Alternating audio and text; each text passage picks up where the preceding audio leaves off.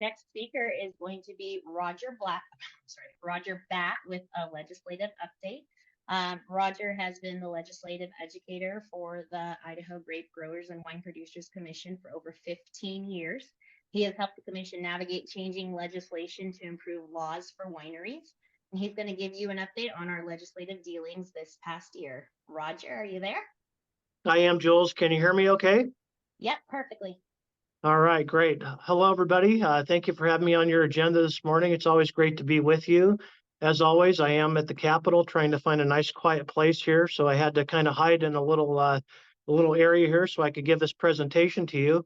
As you can imagine, there's a lot going on right now. February is probably the busiest time of the year for the legislature to be in session, so we are frantically working on a lot of things.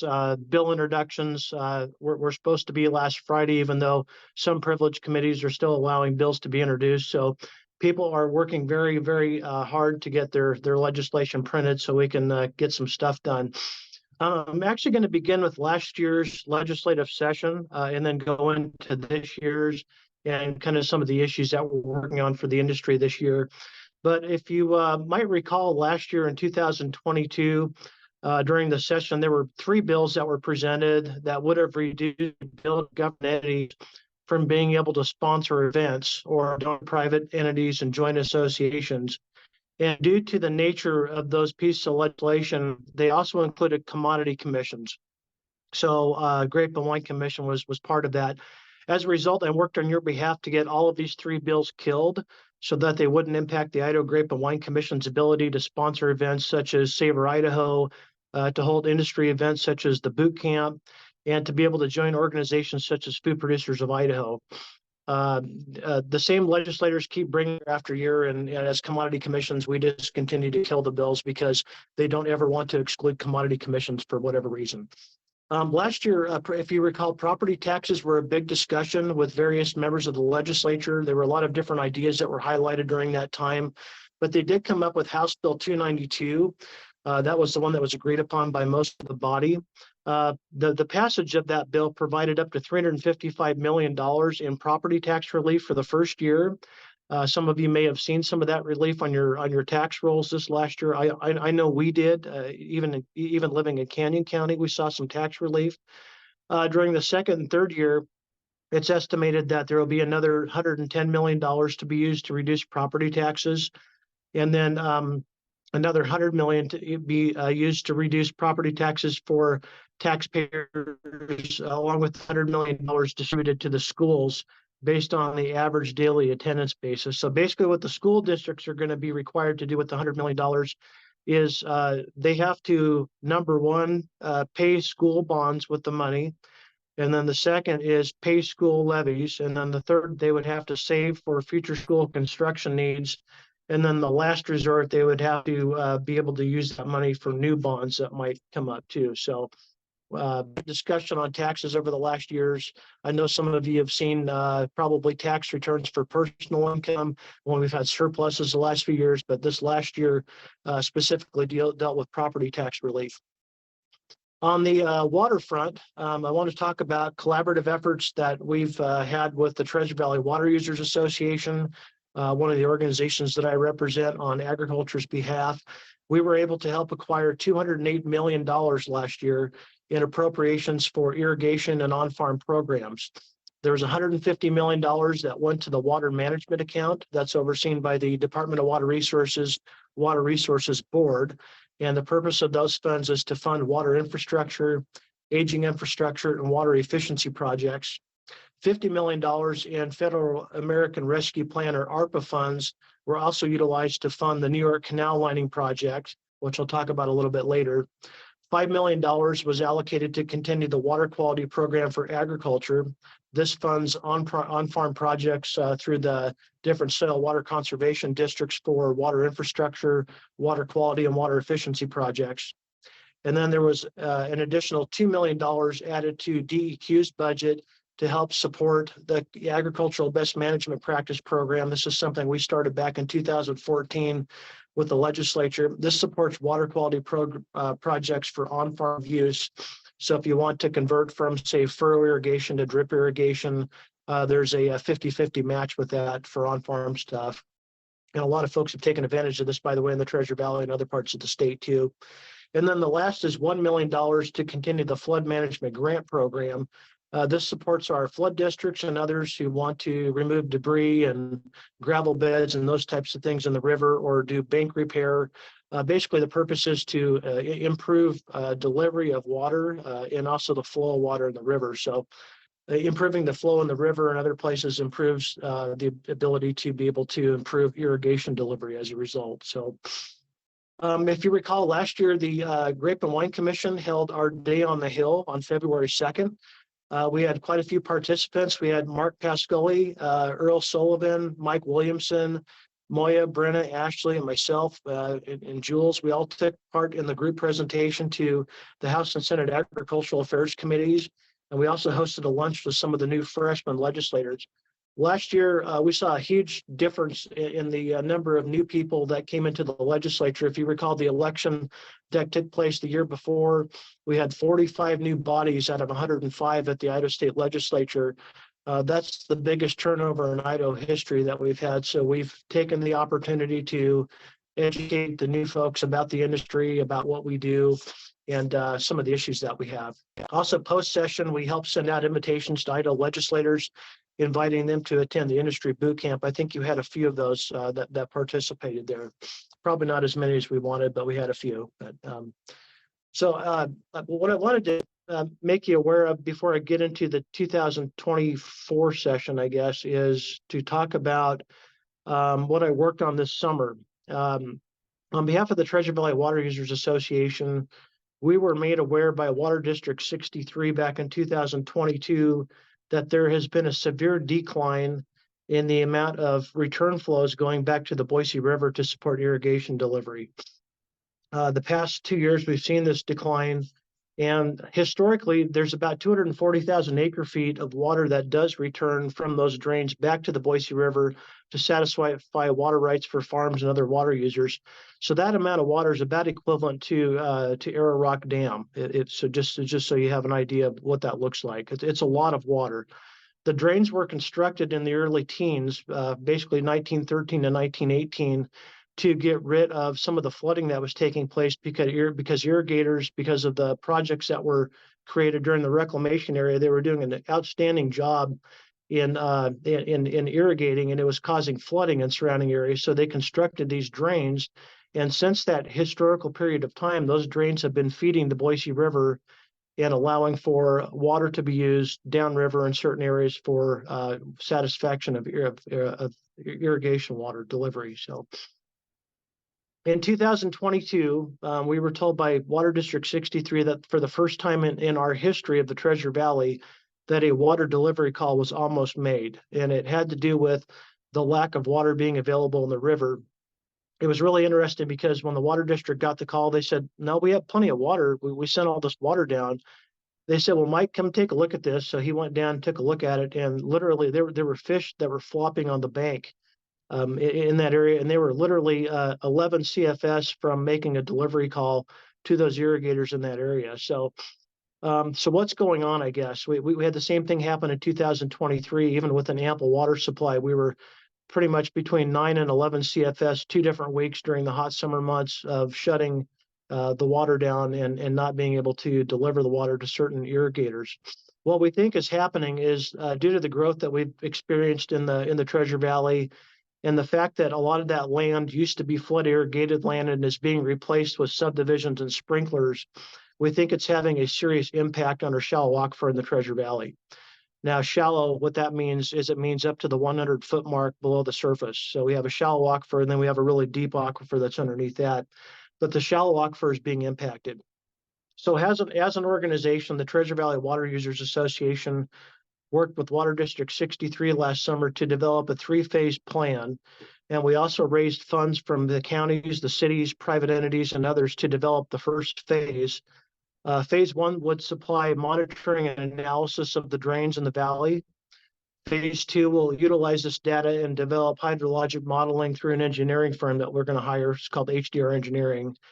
And the phase 3 will determine how we implement phase 1 and 2 to mitigate what's going on here. So we're seeing around 160 CFS or cubic feet per second of water not returning back to the Boise during periods of time in the hot summer months. And that's a real issue. And it's tough for our water managers to manage that big of a gap. What we do know is if we don't do anything about this, we're going to end up like the Upper Snake. And you probably have read or have been involved in or seen issues with the Upper Snake. The Upper Snake is in a real dire situation when it comes to actually technically being short of water and having to make delivery calls and curtailment and those types of things. We don't want to end up having to manage the water in the same manner that they manage the water in the Upper Snake and having to pick winners and losers when it comes to irrigation. So a lot of irrigators depend upon these return flows, especially those who don't have storage water rights in Anderson Ranch Dam or Arrow Rock Dam. This technically impacts the area between Middleton and Parma. And what we saw in the area, especially in the Notice Parma area, was irrigators potentially being shorted as a result. So we have the monitoring stations set up right now. We worked with Water District 63 over the summer. The water monitoring stations are there. We have about 75 of them set up. And Mason Creek especially, we've seen a huge decline, about minus 76 CFS just in Mason Creek alone. The Dixie Drain in that area in Middleton has seen a pretty large negative as well, and a few others. But when you add up all the negatives, that pretty much adds up to the minus 160 CFS that we've seen too. So we're trying to do what we can about this. We don't know what the answer is yet until we get the data and analyze it and have a groundwater modeling study done. It could be as easy as taking water that's sent down for flood control during the periods of time that we see it, and maybe capturing it in gravel pits or doing something like that, or recharging in certain areas, or maybe even digging some kind of a pond next to the areas where we're seeing the most fluctuation so that the fluctuation levels don't fluctuate at those high levels. So please stay tuned for that as we'll continue to work on it. But I thought all of you ought to be aware of the current situation and what's going on there with our water supply in the Treasure Valley. Hey, Roger, we actually had two questions for you. The first Absolutely. one is, not sure if you already answered this, but is there any money for irrigation districts? There is money for irrigation districts. Part of the reason why we go to the legislature every year is to get these water infrastructure and water efficiency and aging infrastructure projects. Irrigation delivery entities like irrigation districts have applied for these grants through the Water Resources Board.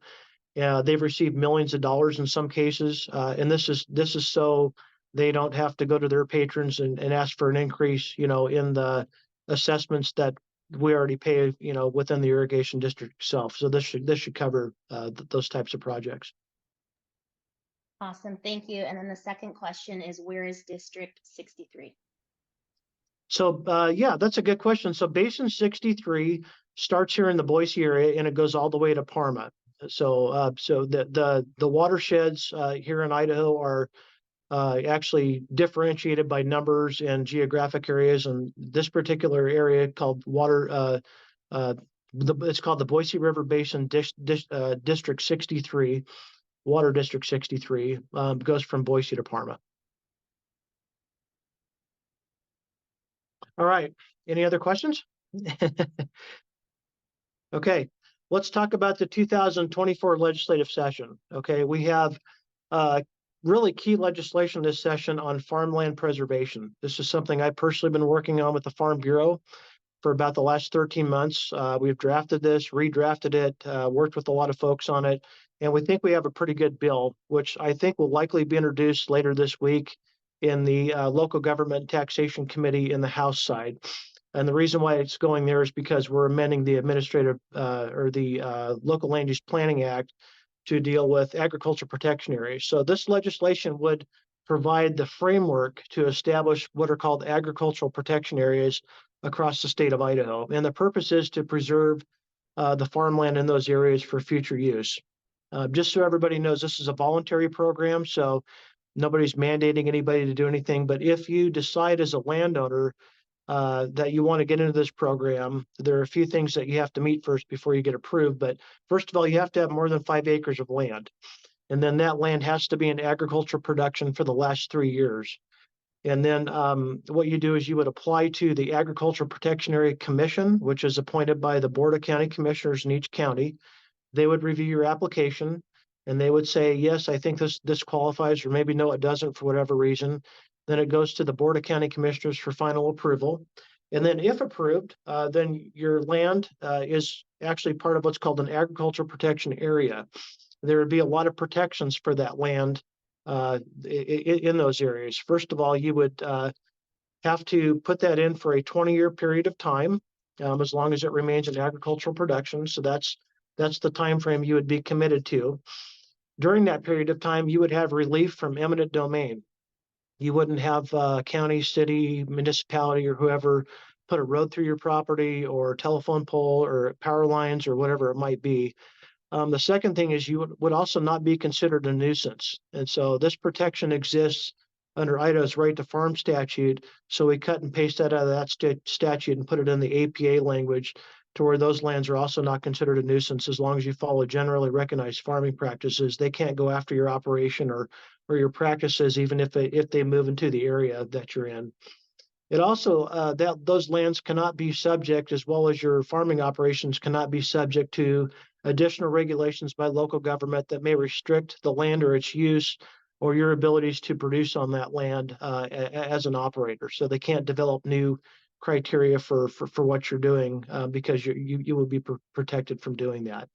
We really think that this legislation is a step in the right direction. It's probably a step number one in a two-step process, really. We are going to be working on additional incentives in 2024 so that we can present another bill in 2025. Those incentives would include tax relief, monetary payments for those landowners who have approved lands within the APAs. But for this year, we're setting the framework and providing relief from eminent domain, relief from nuisance actions, and avoiding additional regulations by local government as incentives for people to get into it.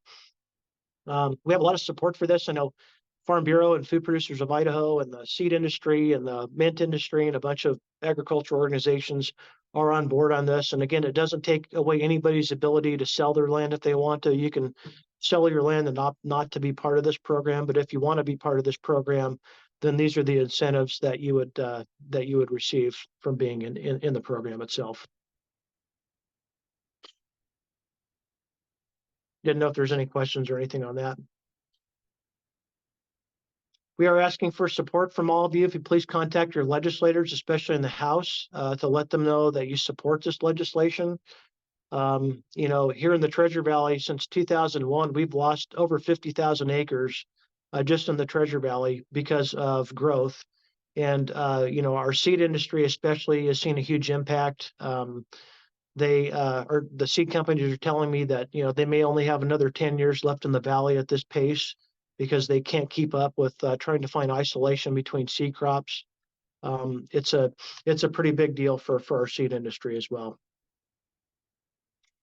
Another piece of legislation that you need to be aware of, this is also sponsored by Agriculture. It's Senate Bill 1245. And basically, it's in response to some of the lawsuits that we've seen against agricultural pesticide products in some other states. The grounds for those cases that are being litigated and some of the decisions that are in the billions of dollars that are being awarded to plaintiffs, they're basically saying that they didn't warn people to use the product. Technically, EPA goes through a really rigorous 8 to 12 year review process before they label any pesticide product. And it goes through a very intense research and scientific process as well. So by the time they have the label does provide adequate warning to people who are applying the product. And obviously, those of us in the agricultural industry, we're used to pesticide labels. We're used to following the instructions in the label, what to apply that particular product to, and what personal protection equipment that we should also be wearing during that time.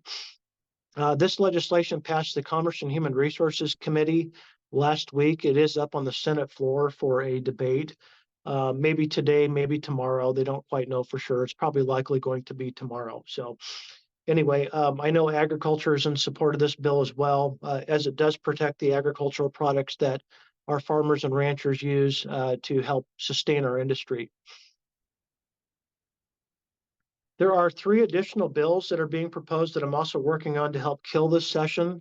These directly impact commodity commissions again and the Idaho Grape and Wine Commission. There's 2 of them, House Bill 456 and House Bill 463. These once again deal with state agencies, including commodity commissions, not being able to host events or joint associations again. I've already met with some folks to say those aren't going to go anywhere, but we'll see what happens. And then a really interesting bill is Senate Bill 1261. This deals with employees who work remotely, and it only allows up to 15% of a state agency's employees to be able to work remotely after they submit a telework plan. And the problem with this is for the Grape and Wine Commission is you can never get to that 15%. Your max is going to be 25% because you only have 4 employees. So what they really need to do with this, if they want to get this through and pass it, is they need to make an exemption for small commodity commissions, small government agencies, maybe people that have under 10 employees. There's special things that might be able to apply for that. So I have talked with a couple of folks down here about it. They think they think that it's likely that if it does pass the legislative body itself, that the governor's not going to sign it, that he'll probably veto it. But I am working with a couple of folks right now and getting some additional language drafted for this for small commodity commissions and small agencies that that don't fit this 15% maximum criteria. On February 20th, I'm proud to announce that another small group of our folks representing all of you are going to be here at the Capitol building, and we're going to be presenting in front of the Senate and House Agricultural Affairs Committees about the industry.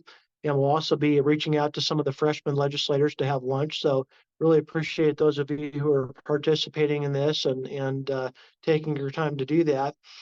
For those of you interested in the Anderson Ranch Dam issue, there are some new developments. I know we kind of talked a little bit about this last year during this forum. First of all, it's anticipated that the construction to add the additional 6-foot raise of the dam is going to begin probably early 2025. But there's also a current issue of funding. So the original price tag a few years ago, when the legislature approved the ARPA funding, was $90 million. And now the Bureau of Reclamation is coming back telling us that they need 125 million total. So legislators are having issues. We have a really low budget year this year. Don't have as much money as to work with as we have the last 2 years. They're kind of reluctant in wanting to give an additional $35 million for this project. And they're kind of making the argument that Anderson Ranch Dam only fills 40% of the time, which it does. And they're talking about the New York Canal lining project, which would be lining 6 miles of the New York Canal in those areas where the concrete's fractured and could potentially break and breach. That actually lining of the New York Canal saves just as much water as the amount of water that would be saved in Anderson Ranch Dam. And the price tag on the canal itself for the lining is only 51 million. So you compare 51 million to save 29,000 acre feet versus 125 million to save 29,000 acre feet in a reservoir that only fills 40% of the time. So they're kind of weighing those two issues and saying, is this really worth the cost? And quite frankly, we don't know what the decision is going to be yet. So the Water Resources Board has I think a tough decision to make on this to see if they want to move forward with this project or not. Roger, with that, that's about. Roger. Oh, sorry, Yep, Roger. I have one quick question. No, I did answer it online, but for everybody else, what's the bill number or name to ask state legislators to support the farmland preservation bill? It is House Bill 473. House Bill 473. Thank you. And thank you for your help on that. And also for the pesticide labeling bill, it is Senate Bill 1245. We're also asking for help with that one too. Really, what it's coming down to is these manufacturers of our agricultural products. If they can't manufacture in states, they're going to be outsourcing from China. Is what's going to happen. So, we have a really great regulatory process here in the United States through the EPA. It's the most rigorous process of any countries that undergo pesticide labeling and registration. And we don't want to have to be forced to outsource from China when they don't do the research that we do. Oftentimes we won't be knowing what we're going to be applying to our field sometimes if we have to go through that. So Um, all right, Jules. I wanted to leave the rest of the time for dialogue if we could. So see if there's any questions or comments or anything there. I'm happy to address those with anybody.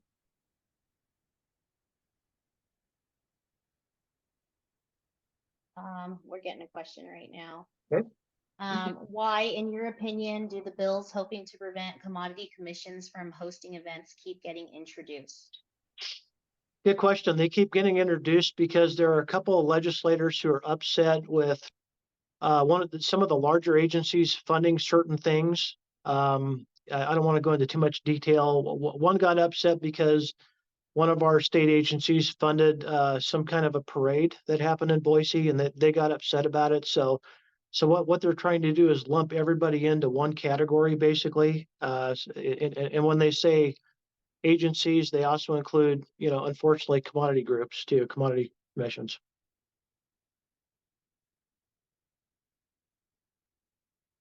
Thank you. I don't see any other questions at the moment.